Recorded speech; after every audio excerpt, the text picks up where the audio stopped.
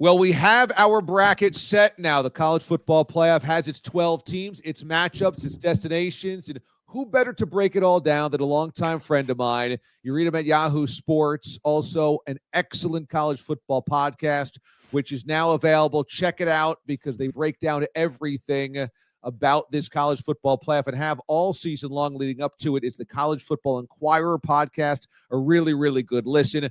My friend Dan Wetzel joining us. Dan, how we doing? Doing great, DA. Love the sweater.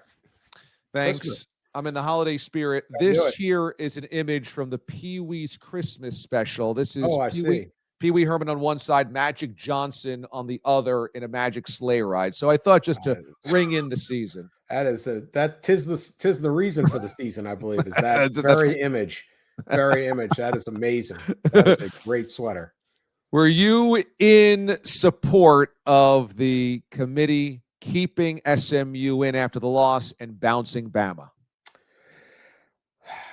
I would love to come on here and have a really strong take, but I was fine with it, but I would have been fine the other way in some degrees because I think it's a very, very close call, razor thin, and someone's got to make it. This is way preferable to like Florida State being 13-0 and we leave them out because their quarterback's injured and we don't think they'll play a good game. So I was fine with it. My issue is the reason why, and it makes intellectual sense that after 12 games, if you think SMU is better than Alabama, then SMU shouldn't have to play a 13th game when Alabama does not. And then by losing, you would get moved out behind Alabama, right? That just philosophically doesn't make any sense. My issue is that we have a weekly rating show that are mock rankings, like it's like a mock draft. You know how they say so-and-so sliding in the first round? Like nothing's happened in the draft yet. How can you slide when there's been no draft? It's all fake. So we have a fake ranking on 12 and it boxes the committee in to where they go, well, we can't move them behind him because last week we thought this. I wish they would get rid of the weekly rankings and have a more full, complete, and holistic view of the entire season and then make one determination. So it's a little different argument than just Alabama got screwed because they won this many games or whatever. Some of the criteria used should not be criteria. That would be my argument. But I don't know whether it would have changed whether SMU or Alabama gets in. Both are deserving and both have self-inflicted wounds. That's how it is. I think both you and I have always enjoyed the chaos of college football, the fact that it's a bunch of different fiefdoms, it's a bunch of rogues, and that part of it gives it a sizzle, gives it a personality that the NFL does not have, except I didn't really love the extent of the politicking this year, and I thought after the loss last night when Rhett Lashley was saying it would be criminal if we were left out, criminal, I rolled my eyes. At the same time when he threatened, well, why would we play this game anyway? I did think to myself, is that why the committee has to keep SMU in? Because if you penalize a team for playing in its college football conference championship game, have you opened up Pandora's box to where teams, could they have started forfeiting their championship games? Absolutely. And this has actually happened in the past. Wisconsin got moved out once for losing. A couple of years ago, USC got moved out for losing their championship game. Ohio State jumped in when Ohio State hadn't played. I wrote a column before the USC game. USC should just say they got COVID, can't play. It was back when COVID was a big thing, and you'd be in the playoff. Instead, they went and played Utah, lost, and got bounced. I mean, that's millions of dollars in that. So it's happened before. But again, he's right, but that shouldn't be weighing on. The only reason we know that they would have had to move SMU down and move behind Alabama is because we made them tell us what they thought before the season was over, because we want to promote the sport and have a television show each Tuesday night. It's the marketing tail wagging the entire sport. So that's kind of my point on this. If they just come out once and they go, hey, look, we know SMU played an extra game, but we look at their strength of schedule. I mean, like you can say 13 games is harder than 12. Not really. It's like if you go on a treadmill, right, and you run a mile at 1% in grade or you run a mile at 5% in grade, which one's harder? Well, it's not even close. So not all things are equal. And so, I don't know that SMU would have lost. Alabama would have won the debate over SMU. I don't know that Miami, Florida wouldn't have, or Ole Miss or South or others. I just know they should have had that debate when it's at the end, rather than we have to do this thing for 6 weeks because we want to create attention and television revenue. That's not a good reason on how to determine your playoff. So that should I think he's right, but it's also a bit of like, boy, it'd be a shame if something happened to your conference championship game. Like, it's extortion in a very minor way. But if he's going to bring up criminal charges that apparently, I'm not sure what statute this would have been, but creative DOJ, maybe they could have done something. I don't know. I don't mess with Coach Lashley, but this shouldn't have been a thing. You got to get rid of those weekly rankings. It's all backwards. It's just, and this is part of the chaos, like you said. It's always chaotic. It's a total mess. What are we doing? We have 134 teams playing for one title, and there's only 12 spots in the playoffs. We have like big, huge state schools, small private schools, religious schools, military academies. We have an ACC that has more teams in it than the AFC, and 2 of them are overlooking the Pacific. Like, it's a mess, and so it's always going to be a mess. It's always going to be imperfect, and so this is just part of it. I think the playoff field looks great. I think if this is the big fight, this thing went off pretty much without a hitch.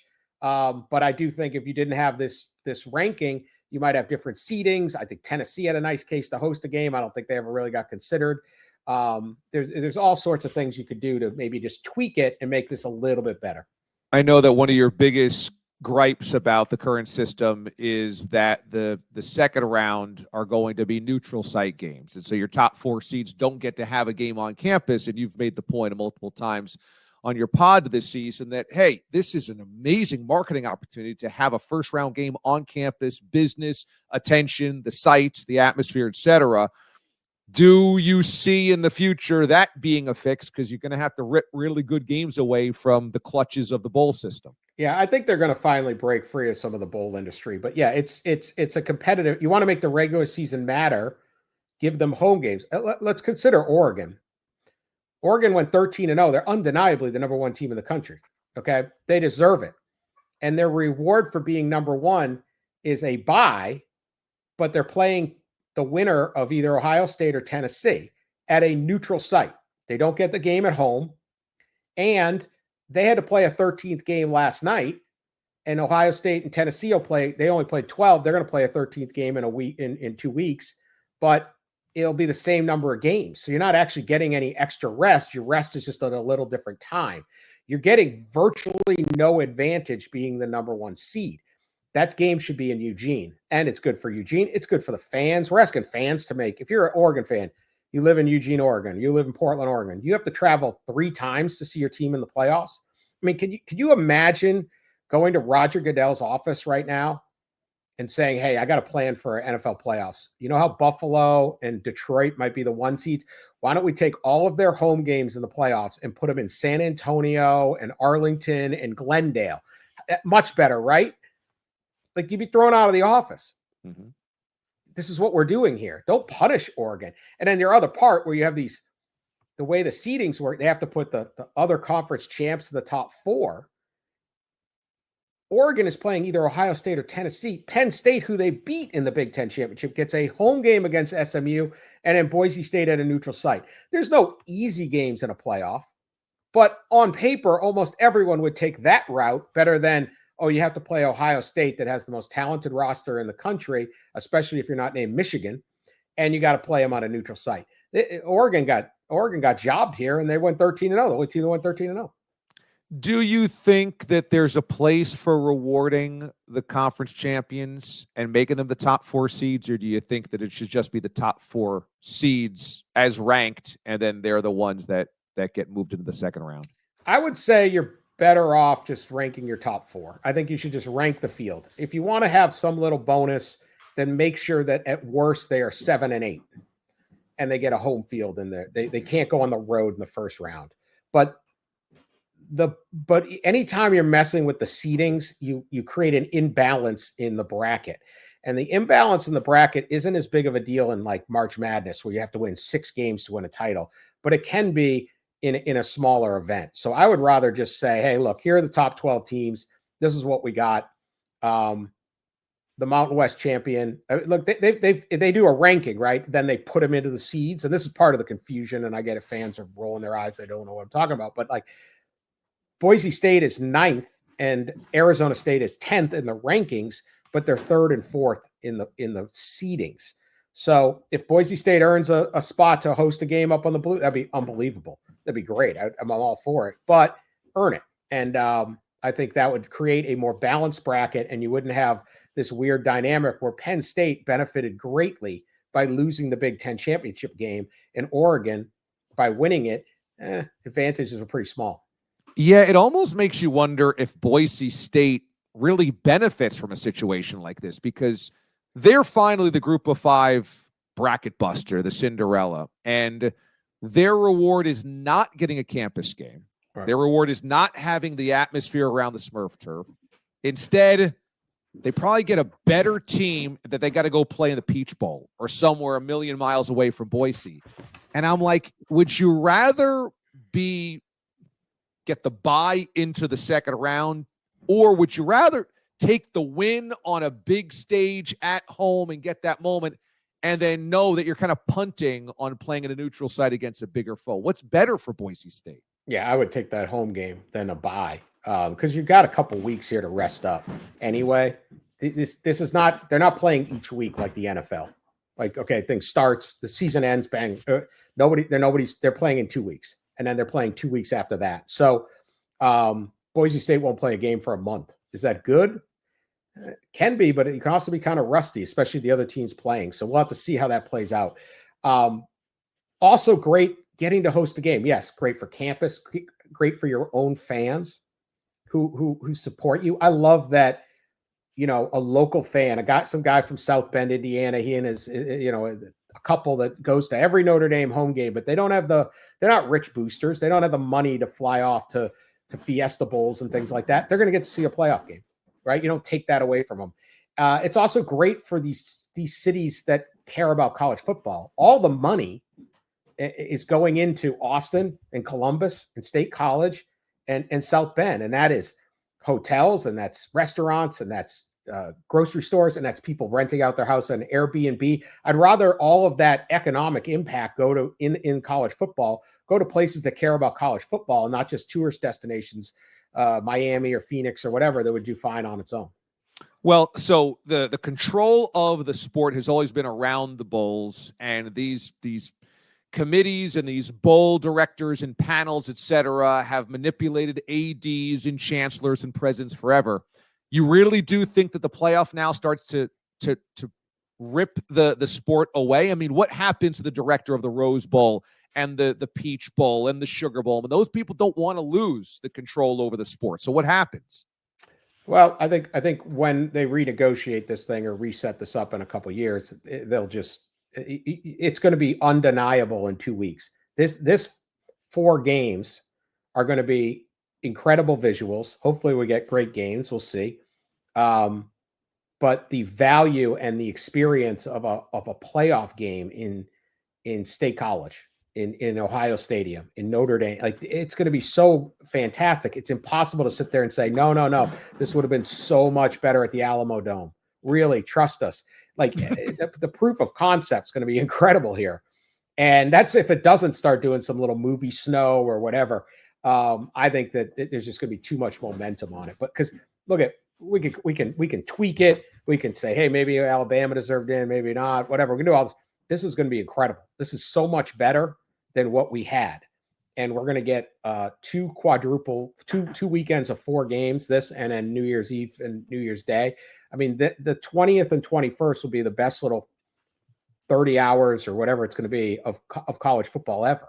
And it's going to be exciting. It's going to be dramatic. The country's going to get really fired up. And if a team wins, you could move on. What if there's an upset? This is an overall win for college football. All the shrieking, all the complaining. This is a much big improvement for the sport.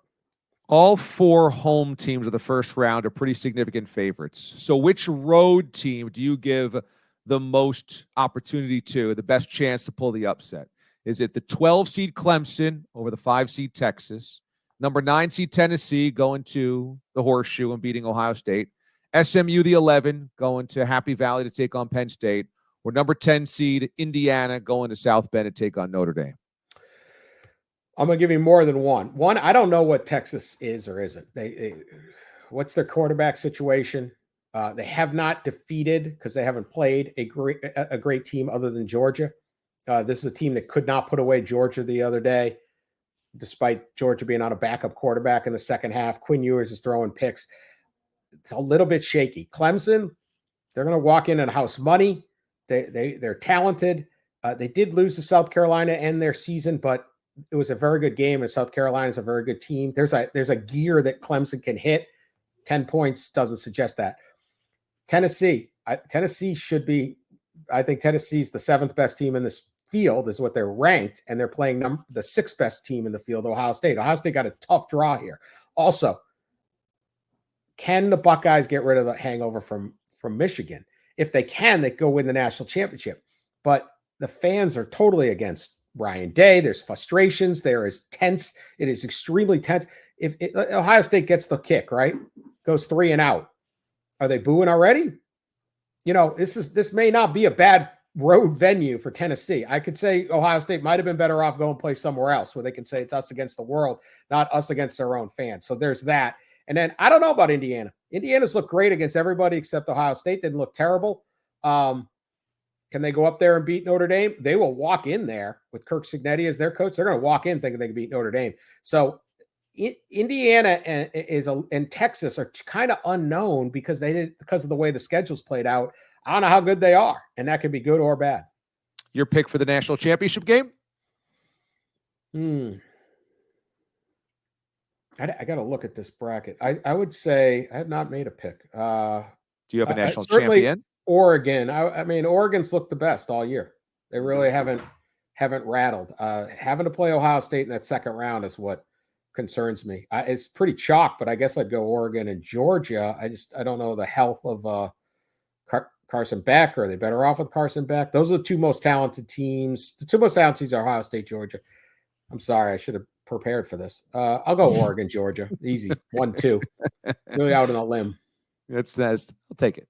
So before I let you go, I was wrong on this. I thought a 12-team playoff makes for a great playoff, but it would absolutely depress interest in the regular season because I just thought, well, if now Ohio State, Michigan is not an elimination game, if now Ohio State, Indiana is not an elimination game, then really do we have to watch those games the way that we used to? And I was dead wrong. The ratings have proven that the wider you swing open the door, the more people are watching college football than ever before. And my guess is this is not an anomaly. This is the new reality. Did it surprise you this year that more spots meant that even the regular season Titans that play that usually, it's do or die, really drew more eyeballs, even if the stakes were not as high as they once were? Yeah, I was a big believer in more games will matter more. Certainly there are some differences, right? Ohio State, Michigan wasn't an elimination game. It also wasn't 2 years ago when Ohio State got in. So it hadn't really been an elimination game for sure all the time. So there were you gave some things up. There's no question. Or an early season blown game didn't ruin it. But at the end of the day, there's more teams in it. Friday night, the scene in Boise, Idaho, where they get, I'm sure it did a very nice rating on Fox, the biggest probably game, and everyone's watching because, hey, who's going to be in? Arizona State, the scene with them, more teams and more places are into it. 10 different states are represented. There's someone from every time zone. There's just more games mattered. And so I think it was great. And then with the rivalry factor, you're always going to have these things. There's always going to be that edge in college football where you can't just lose a game. Where in the NFL, as much as they try to create a rivalry, if you want to tank in the last week and sit your starters, no one's really going to be that upset if you're Pittsburgh and you just let Cleveland win or something as tight as that rivalry is. And if you want to make it more, again, extend the home field because then seeding matters even more if you can have home field advantage all the way through. Why are the Bills and the Lions and the Eagles and all that every game so intense right now? Because they're trying to get home field advantage in that basically semifinal, the conference championship game. The College Football Inquirer podcast is a must-listen to for everybody out there if you want the full breakdown of this college football 12-team playoff field. And check it out. It's available now. And also, for your troubles today, Dan Wetzel, I know you're not really into this type of thing, but I am going to send you a bottle of Santo Tequila for joining us here on the show today. It is Guy Fieri and Sammy Hagar's signature bottle of tequila. And so this is going to be on your way for the holidays. And I encourage you to try it because, it's delicious, and I think you'll enjoy it. If I twist my arm, I will have a cocktail or two out of that. I mean, just to be polite, obviously. Sure. No, I've heard that stuff's good. It's very good. And congratulations, by the way, on winning the race for the case yet again. This is a man of high taste buds. A case of Busch or Busch Light. Which one are Busch you? Light. Busch Light. Busch Light. Yeah. It goes down smoother. Head for the mountains, baby. Dan Wetzel joining us here on the show. Dan, as always, thanks, man. Thanks, D.A. Talk to you soon.